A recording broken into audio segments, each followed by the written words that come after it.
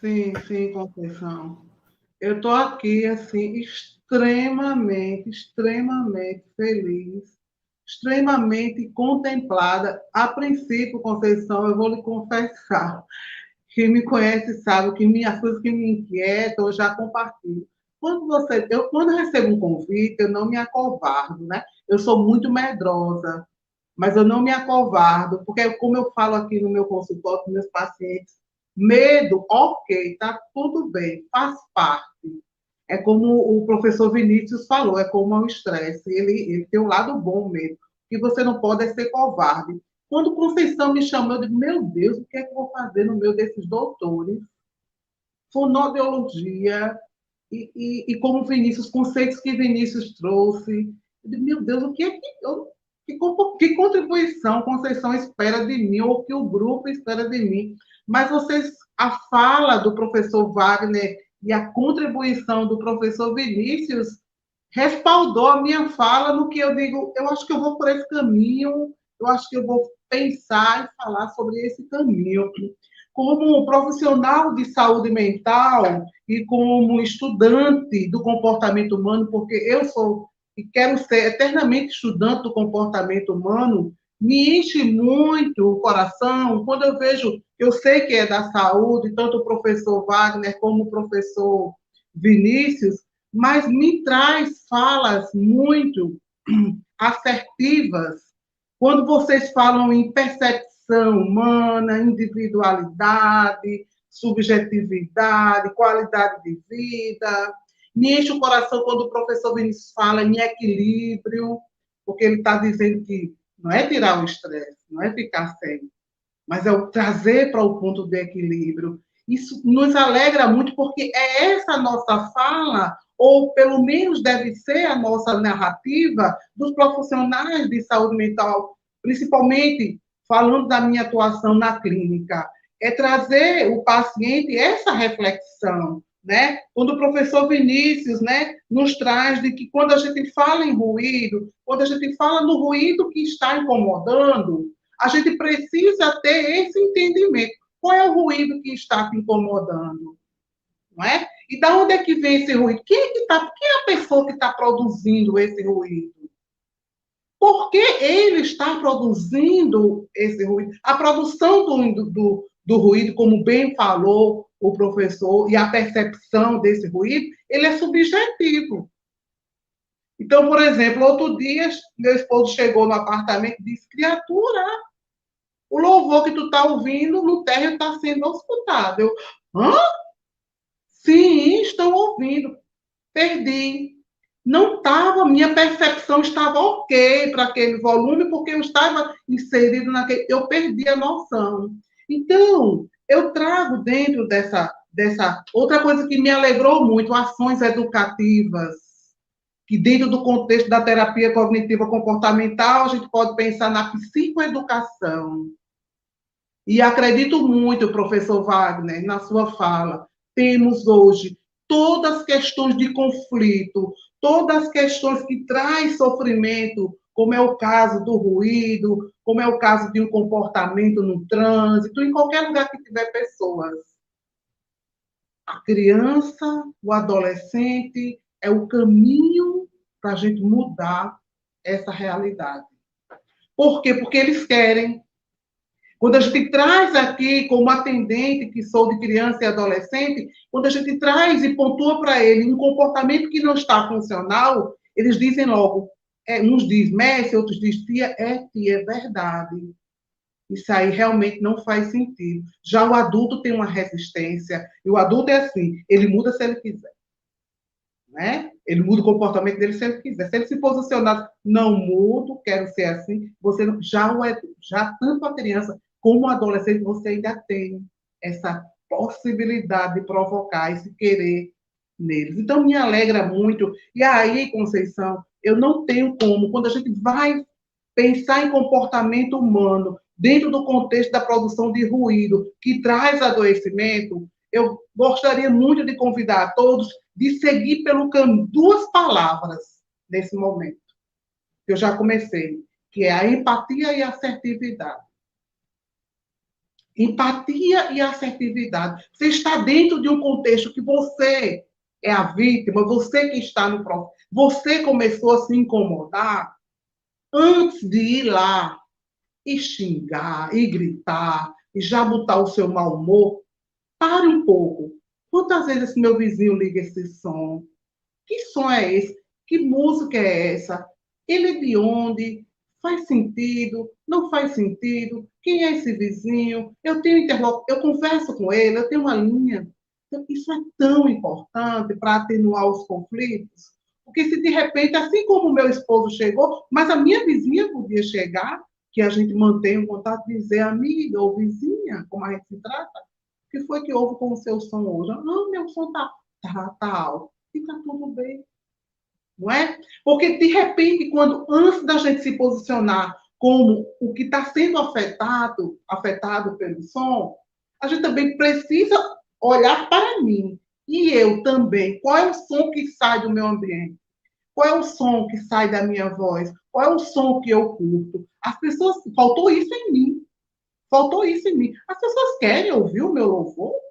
As pessoas querem, faltou isso em mim. E é isso que o mundo está carecendo hoje. É desse exercício de empatia, né? Esse olhar subjetivo, de que sua percepção é diferente da percepção do outro, e está tudo ok, e está tudo bem. Não pode ser igual, e não tem como ser igual. Nós somos diferentes, e aí é que está a riqueza e a grandiosidade do ser humano, é as diferenças. Agora, o grande desafio é eu entender, né, e tirar proveito dessas diferenças, né? Gostei muito da fala, né, do professor Vinícius, porque eu pontuei aqui, quando fiquei feliz com a pesquisa do professor Wagner, quando ele traz, né, o impacto direto, e o professor Vinícius aí colaborou, confirmando por quê, é o impacto direto à saúde mental, né? Que traz o estresse, o desequilíbrio, como a ansiedade. A ansiedade vai mais ou menos nessa fala do professor Vinícius, quando ele diz, nós não podemos tirar a ansiedade, né? Não podemos excluir a ansiedade, o estresse da saúde do ser humano. Se não fosse a ansiedade, por exemplo, eu não estaria aqui. Ainda que cheguei, me atrapalhei aqui um pouco com a tecnologia, mas foi a ansiedade que deu para eu ajustar, peguei a dica de Conceição, muda para o telefone, e aí deu certo. Ela é bem-vinda, mas também ela é adoecedora quando ela está no nível disfuncional, né?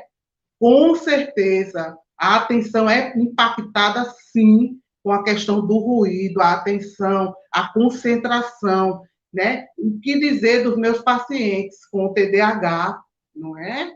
Tanto criança, adolescente e adultos que têm TDAH. É sofrível o nível alto do qual os dois professores falaram que são níveis que trazem adoecimento. É inconcebível. Um paciente com TDAH, ele vai à loucura, ele não produz. Ele não produz. E o que dizer também do caso das pessoas que têm síndrome do pânico, né? Pelo menos os casos que eu já peguei do síndrome do pânico, é muito claro o quanto o silêncio, o quanto o ruído num nível funcional, ele é salutar no processo de tratamento desses pacientes. E o contrário também potencializa as crises de síndrome do pânico. O que dizer dos esquizofrênicos? O esquizofrênico, a esquizofrenia, o paciente ele carrega dentro do cérebro dele uma fala, né? Uma fala acusadora, o tempo todo acusa ele. Acusa, você não presta, você não vale nada, fulano não gosta de você. E quando esse paciente é deixado num ambiente em que o ruído excede o que é considerado admissível, a gente potencializa essas vozes dentro da cabeça desse paciente, né? Os pacientes que possuem, que é Asperger ou os autistas, é terrível, né? O volume, inclusive até o admissível, eles sofrem muito, quanto mais os que estão acima dos decibéis permitidos, né? E também os pacientes, que eu pontuei, eu trouxe mais os casos que eu convivo, eu já tive, eu tenho pacientes aqui, que é com o TAG, né, com o transtorno de ansiedade generalizada. Esse paciente, ele precisa desacelerar, né? É como o caso que o Vinícius falou dos pacientes com estresse alto. São pacientes que eles precisam desacelerar.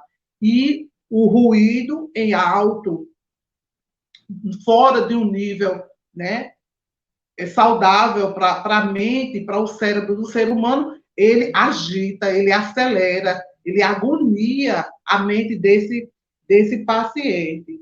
E aí, com certeza, reincide o nível de crise, atrás daquele paciente que está dentro de um processo de tratamento e percebe, começa a perceber atrasos na evolução do processo desse paciente. E os que não estão, eles entram em crise.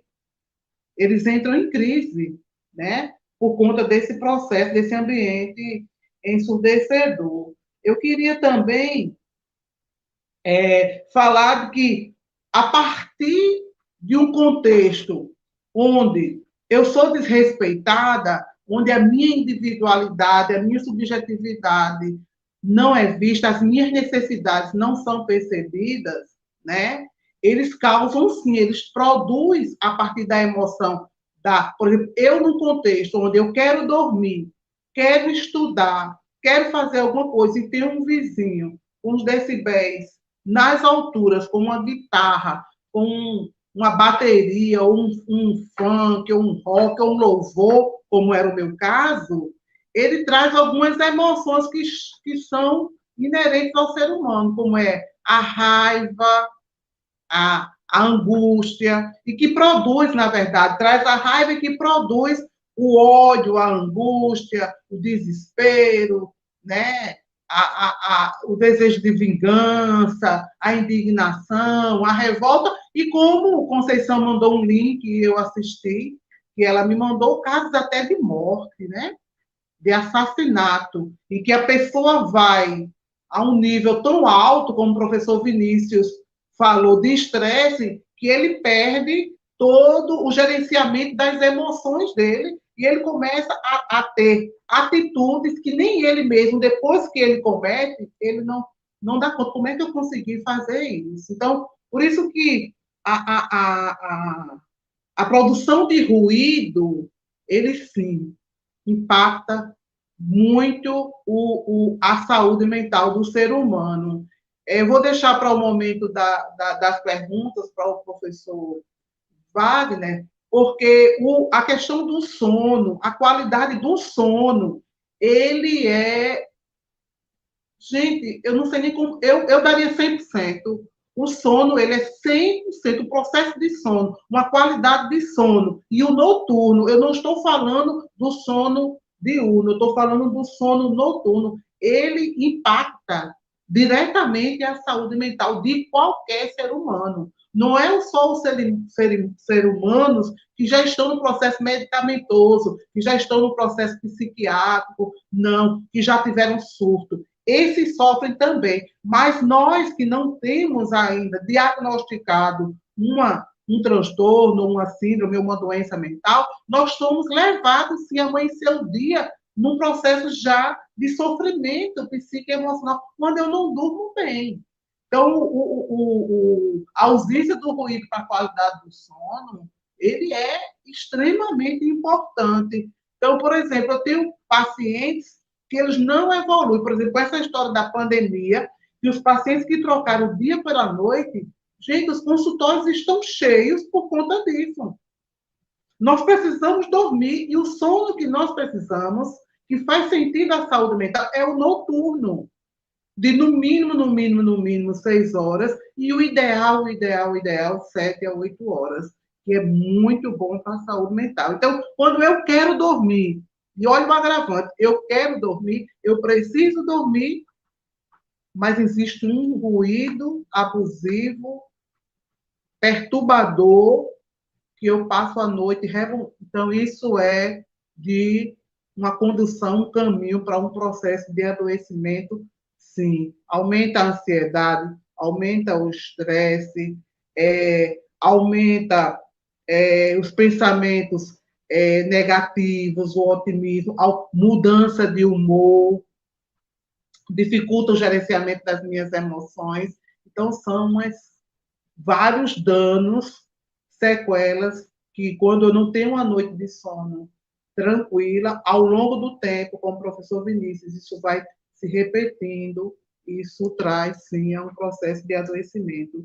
E eu fico também pelo caminho do professor Wagner, psicoeducação, ações educativas, a começar de mim. Eu não posso ter um discurso, uma narrativa de olhar para o outro, de criticar o outro, de olhar o som do outro, de olhar o equipamento do carro do outro, de olhar a postura do outro, se eu não primeiro não olhar para mim. O movimento sempre tem que começar de mim. Como eu estou? O que é que eu tenho feito para com o outro, olhar para o outro? Para que eu possa ter, inclusive, respaldo de ir ao outro, dizer, amigo, querido, querida, estou me sentindo assim, assim, assim, a partir do seu comportamento, a partir da sua... Entendo que você ama, sei que você gosta, mas está me incomodando assim, nisso, está me trazendo tal e tal danos. Acho que a educação, né, como pedagoga que também sou, acho que é o caminho, orientar, educar, conversar, explicar, mostrar,